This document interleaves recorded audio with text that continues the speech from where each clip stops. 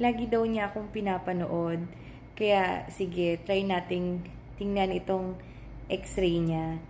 So, sige, another patient. Tapos, panibagong x-ray ulit tayo. So, kita nyo naman na may something agad dito.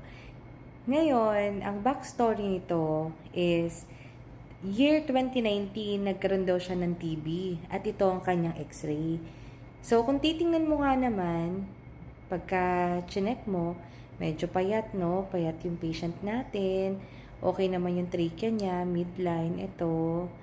Pero, makikita mo talaga na may difference, no? Itong sa kaliwa niyang baga, mas walang infiltrates as compared dito, talagang may mga puti-puti, no? Ayan.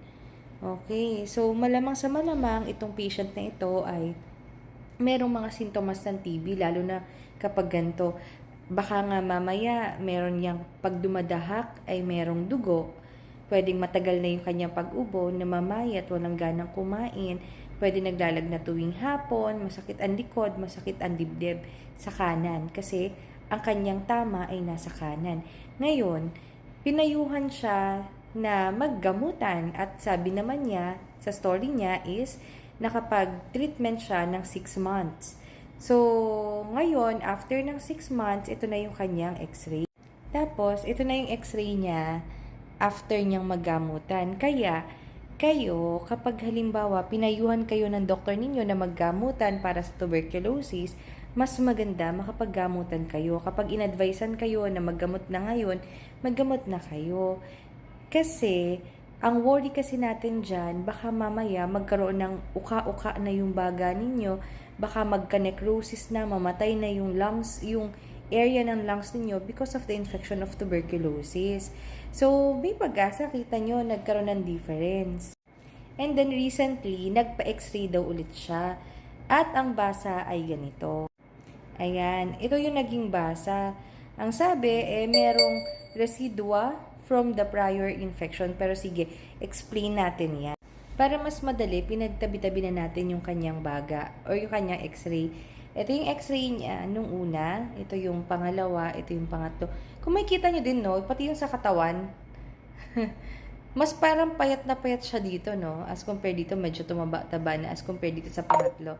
But anyway, kung makikita ninyo, hindi ganun kaganda yung sinansatin na plaka kasi parang ano lang sa light, parang may parang hindi ko alam kung cortina pa ito, pero kung makikita nyo dito, ang pangit ng baga niya sa kanan.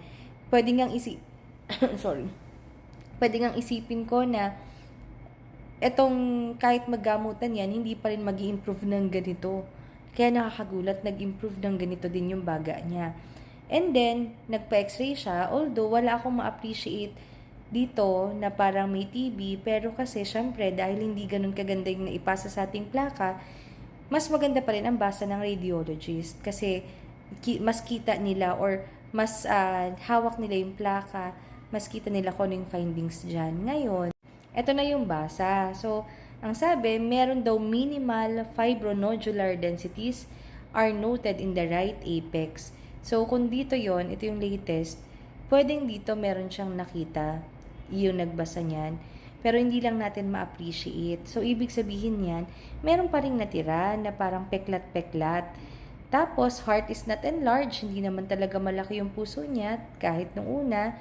So, which is good. Diaphragm and sulci are intact. Wala siyang mga tubig sa baga, which is good. And then, visualized bones are unremarkable. So, wala tayong problema sa mga buto-buto niya. So, kaya ang impression, right upper lung findings may represent residual or residua from prior infection inflammatory process such as PTB, which is totoo naman. Kasi kung makikita nyo, kumbaga merong residual. Siguro may nakitang mga ilang puti-puti pa rin dito, kumbaga residual, natira na parang peklat from dati niyang infection na tuberculosis. Na kung makikita nyo, talaga nga namang pwedeng tira kasi grabe yung una niya, tas ngayon mas okay na. And then, ang sabi dito is, suggest correlation with prior imaging to assess stability and or close follow-up. So, ang ibig sabihin lang niyan, mas maganda pa rin na from time to time na kapag pa-x-ray kayo, kung pwede nga na dun pa rin sa same na pinag-x-rayan nyo, dun kayo nagpapa-x-ray para nare-review or nako-compare yung mga plaka nyo. Or mas maganda na hawak nyo yung mga plaka nyo, iingatan nyo para kung sakaling merong makikita pa rin sa susunod na x-ray nyo, makita pa rin yung residual dun sa right upper lung nyo, at least pwedeng ma-compare na, hindi naman pala nagbago. Ngayon, kung sakali na nagpa-x-ray ulit, tapos dumami ulit yung puti-puti dyan, baka naging active ulit yung TB. Pero kung ganito yung makita mo, alam mo, kung ma-compare mo yung tatlo, alam mo na nag-improve yung TB mo, yung TB, at yung nakita dito, pwedeng residual lang, kumbaga scar na from the previous infection. So, yan yung ating basa dyan. So, ang tandaan mo lang dapat is, mas maganda na meron kang follow-up pa rin.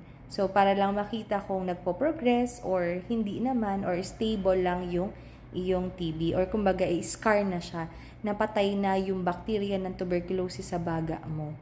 Kaya, naging scar na. With the scar, wala tayong magagawa na doon kasi damage na yon ng TB. Pero ang good thing is, instead na ganito kapangit yung baga mo, nag-improve pa rin siya. Kaya kapag po kayo ibinigyan ng gamot para sa TB, in-advisean kayo maggamutan, gamutin nyo po kesa po masira ng tuluyan ang inyong baga. So sana po ay nakatulong. Ingat po at bawal magkasakit.